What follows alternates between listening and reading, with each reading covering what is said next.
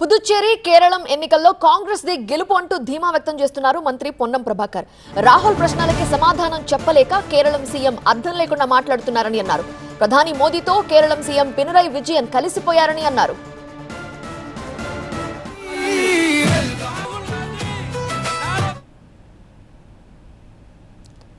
Delimitation తో దక్షిణాదికి అన్యాయం జరుగుతుందని తెలిసినా బీజేపీ నాయకులు ఇష్టం వచ్చినట్టు మాట్లాడుతున్నారని ఆరోపించారు. ఇంకా ఆయన ఏమంటున్నారో మా సీనియర్ కరెస్పాండెంట్ ప్రభాకర్ అందిస్తారు. దేశవ్యాప్తంగా చర్చనీయాంశంగా మారిన పాండిచ్చేరి కేరళ ఎలక్షన్స్ రేపు జరగబోతున్నాయి. కొద్ది రోజుల పాటు పాండిచ్చేరిలోనే మంత్రి పొన్నం ప్రభాకర్ ప్రచారం చేశారు. ప్రస్తుతం హైదరాబాద్ చేరుకున్నారు. ఎట్లా ఉంది పాండిచ్చేరిలో పరిస్థితి, ఎట్లా ఉంది కేరళలో పరిస్థితి ఎట్లా ఉంది? కాంగ్రెస్ పార్టీ దక్షిణాదిలో కొంత గ్రిప్పును సంపాదించుకుంది, అది కంటిన్యూ చేస్తారా? ప్రజలు మార్పును కోరుకుంటా ఉన్నారు. అక్కడ స్వయంగా రాష్ట్ర గుర్తింపుగా పుదుచ్చేరి ఒక రాష్ట్రంగా ఉండాలనేటువంటి మాట కాంగ్రెస్ మేనిఫెస్టోలో చెప్పడం జరిగింది.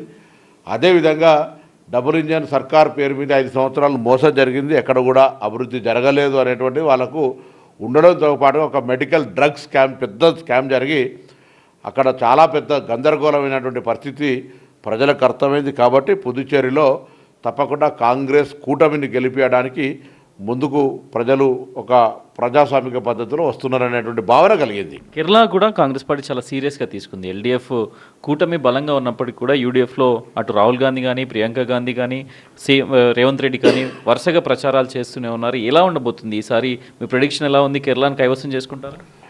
ప్రపంచమంతా దేశమంతా తిరిగినప్పుడు దేవాలయాల గురించి మాట్లాడే నరేంద్ర మోడీ కేరళలో ఉన్నటువంటి శబరిమల దేవాలయానికి సంబంధించిన అంశం మీద జరిగినటువంటి బంగారం మాయం విషయం ఎందుకు మాట్లాడలేదు అనేది కానీ, అదేవిధంగా దేశంలో అందరికీ వేధింపులు జరుగుతూ ఉన్నాయి, కేరళ ముఖ్యమంత్రి పట్ల మాత్రం సానుకూలంగా ఇద్దరు సహృద వాతావరణంలో ఎందుకున్నారు అనేటువంటి ప్రశ్నకు జవాబు లేదు. సో అక్కడ ఎన్ని అవినీతి జరిగినా, ఎంత తప్పు జరిగినా కేంద్రం సైలెంట్గా ఉంటుందంటే ఇద్దరి యొక్క స్నేహితము ఏ విధంగా కొనసాగుతూ ఉందో, అవినీతికి ఏ విధంగా ప్రోత్సాహం జరుగుతుందో ప్రజలకు అర్థం చేసే ప్రయత్నం జరిగింది.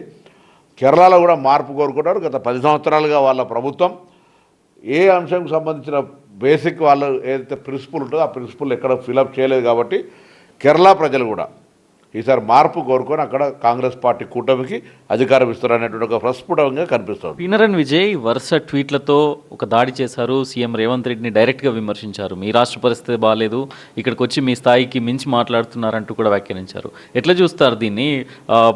మెయిన్గా సౌత్ ఇండియా నుంచి తెలంగాణ లీడర్షిప్ అంతా వారి మీద అటాక్ చేయడమా? ఎట్లా చూస్తారు?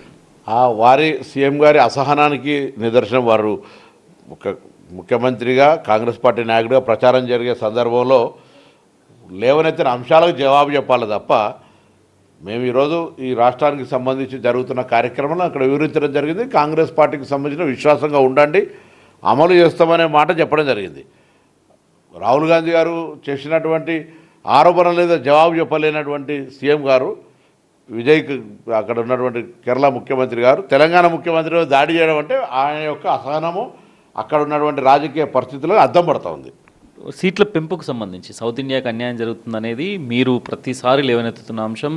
తమిళనాడులో జరిగిన మీటింగ్లో కూడా తెలంగాణ ప్రభుత్వం తన వాదనను గట్టిగా వినిపించింది.